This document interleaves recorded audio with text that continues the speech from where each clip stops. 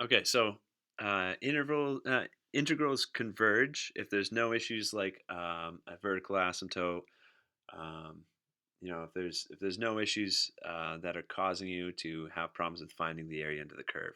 This one's not going to have a vertical asymptote because there's no way you can get a divide by zero error. So let's proceed like we would with a normal integration problem, and as we try to evaluate, we'll see if any errors arise. Okay. Um, Sorry, before I rewrite this integral, let's make a substitution. Let's let u be 5 plus x squared. Then the derivative of u is going to be 2x.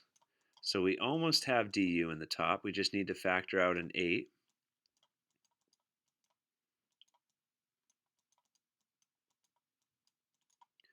Oops. Okay. Now the integral is ready for u substitution.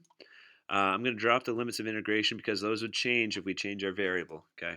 It's going to be easier just to focus on from 0 to infinity for the limits of integration. Let's just think about the indefinite integral right now.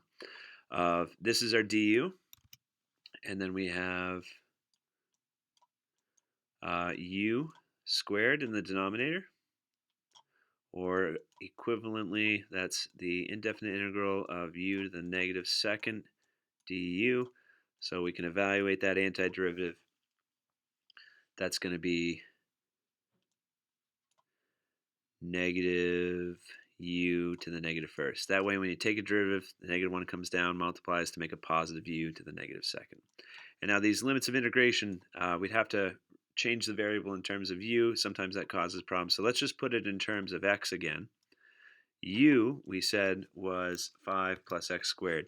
So this is negative, parentheses, 5 plus x squared to the negative first, because this was our u, right?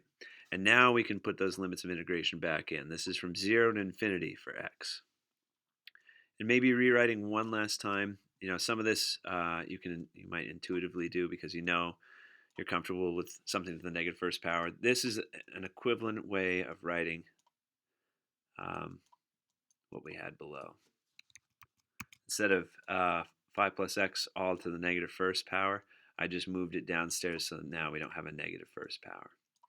So if you're trying to evaluate this, what you're really doing is the first part of the limit of integration is the limit as x approaches infinity here. So think about what that value would be. As this gets infinitely large, you've got negative 1 divided by a really, really large number, a number approaching infinity. So this is going towards 0. So the first limit of integration gives us 0. And then if we were to plug in 0 into the denominator, negative 1 over 5 plus 0, that's negative 5. And then, oh, actually, we left the 8 outside, so we'll just leave that as negative 1 over 5.